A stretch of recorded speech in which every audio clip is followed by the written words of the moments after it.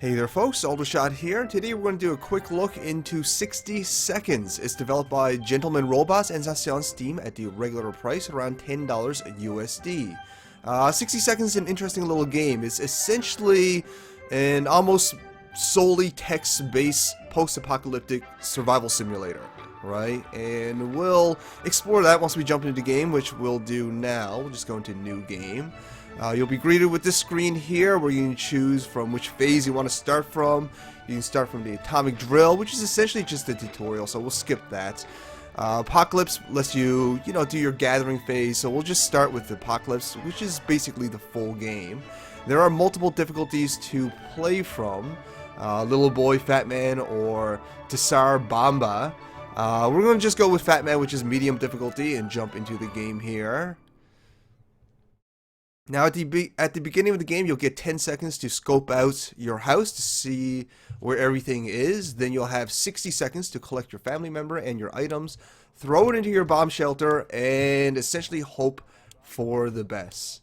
So we're just kind of scoping out the house right now. Oh, there's our 10 seconds, so let's grab what we can. As you can see, each item and family member will require a certain amount of slots on the bottom middle that you can see there. You just kind of have to go back and forth.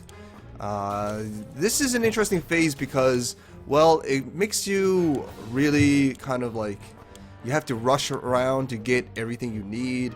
It's very, very hectic. It's kind of exciting. The most important things to grab, I think, is probably your family members. So we'll grab those. We got our wife. We got our son. Let's just grab our daughter. And we'll grab some necessities while we're at it. This is the part of the game where it will decide on how well you'll do for the rest of the game, Definitely a good idea to balance necessities as well as, I guess, luxury items as well, like maps and rifles and all that kind of stuff.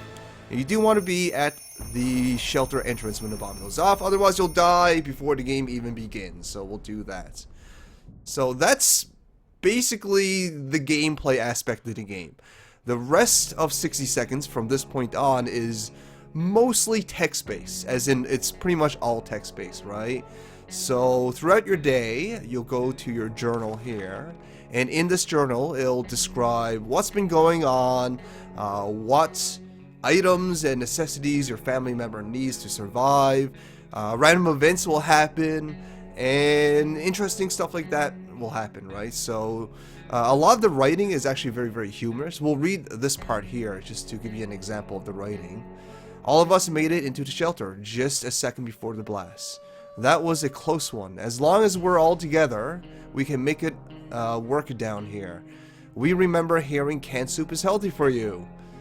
When we opened the shelter door, we noticed some of the shelves were already stocked. We can't really say we recall putting all these supplies here, but we're definitely going to put them to good use. We found some bullets down here. Alright, that's good. Our shelves are full of cans. We'll eat from cans. We'll sleep on cans. We'll even talk to cans. Some of us already do. There's just barely enough water for everyone. We will have to ration it strictly. Now, before giving out your rations willy-nilly, the best thing to do is to actually kind of read what everyone needs. Generally speaking, the first day, you don't have to give anyone anything to kind of conserve on your supplies, so it's a good idea to not give them anything on the first day. So day one, confined spaces are not a very friendly environment, and we quickly got into an argument over some trivial things. If things keep going on, we might find ourselves in a nasty place. Now, I played this for about 4 hours so far, and I find after a little while, I kind of just stopped reading the journal. I basically kind of scanned through what I need to read, mainly I skipped through the first paragraph here altogether. That's just really story elements. That's interesting for the first few times you play, but it does generally kind of repeat itself after a while, especially after the first couple hours. You'll start seeing more and more repetition, right? Albeit they are randomly generated. The most important parts are right here, where it describes each character's basically well-being. Like right here, it says Timmy might not look like it, but he's a strong young boy. He's doing just fine. And that means he doesn't need to eat or drink anything today. So we'll you know, conserve some resources by not feeding him today, essentially. If there was anything to report about Dolores, this is where it would have been written. So basically that says she's fine today as well. Ted is fine. Let's see how Mary Jane, our daughter, is doing. It's always better when things are calm. Luckily, nothing new happened to Mary Jane today. So everyone seems to be fine today. No one needs to eat, no one needs to drink, so we're going to conserve some more supplies by not feeding them, essentially.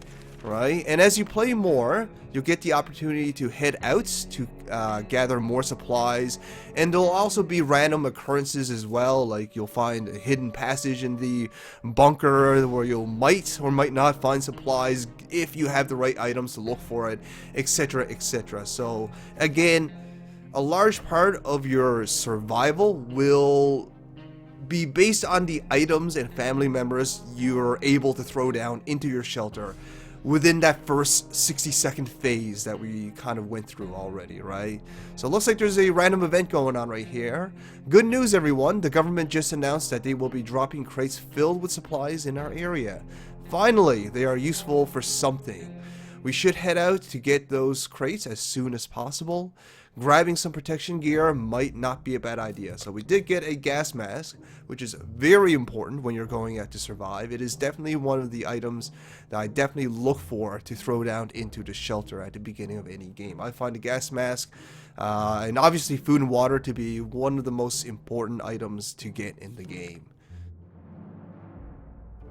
And that's generally how the game will play out, right? You'll just kind of keep doing this over and over again. And as I mentioned before, it is almost completely text-based after the first phase of collecting your items and family members, right? So let's see. We went out and let's see what happens.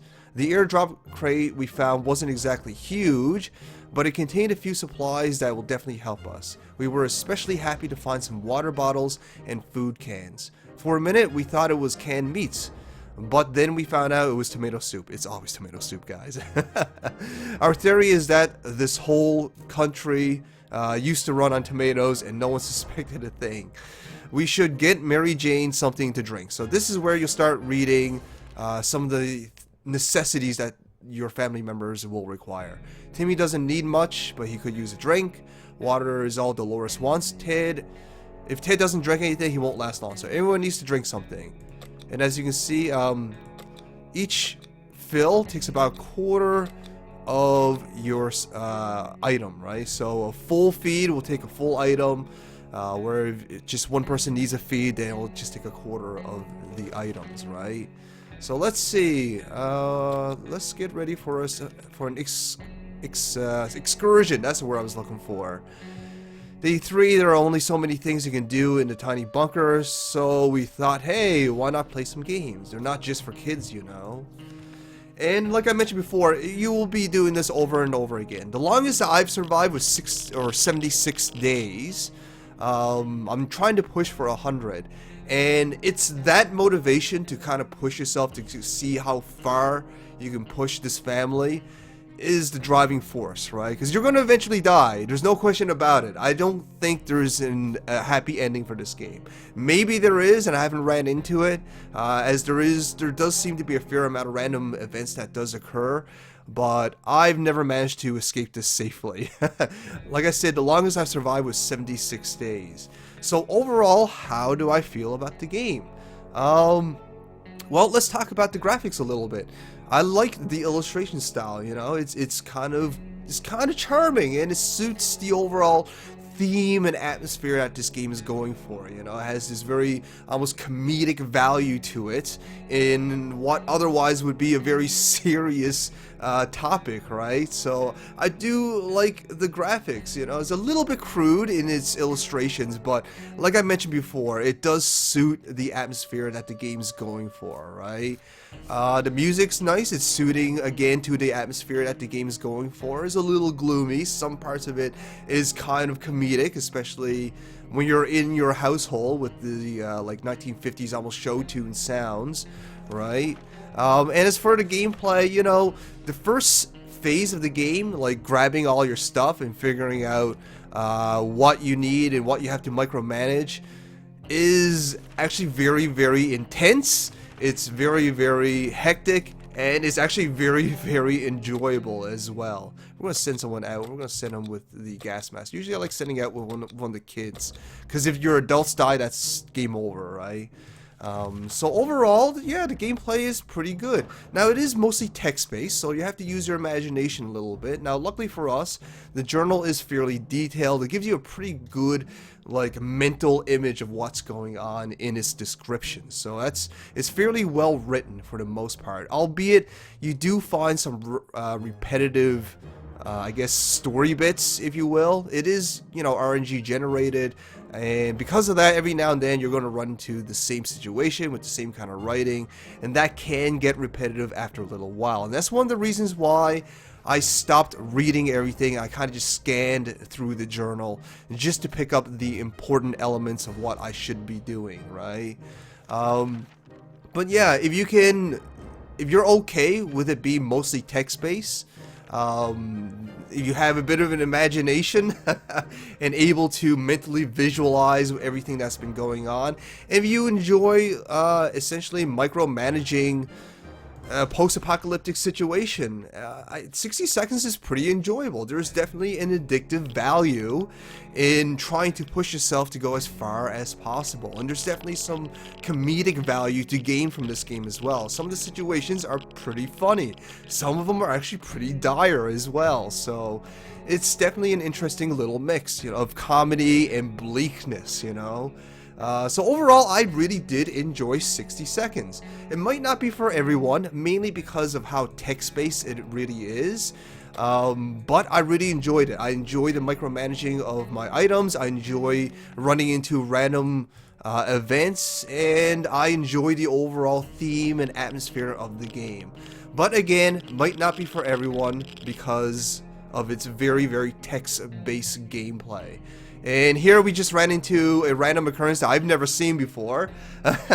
Apparently our daughter Mary Jane has mutated.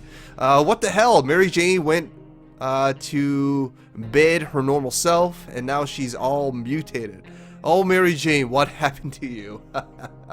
Well, anyways, folks, that's essentially it for 60 seconds. Hopefully you folks enjoyed this. Hopefully you found this informative, and if you did, you know, show me some love, like, share, fave, and comments.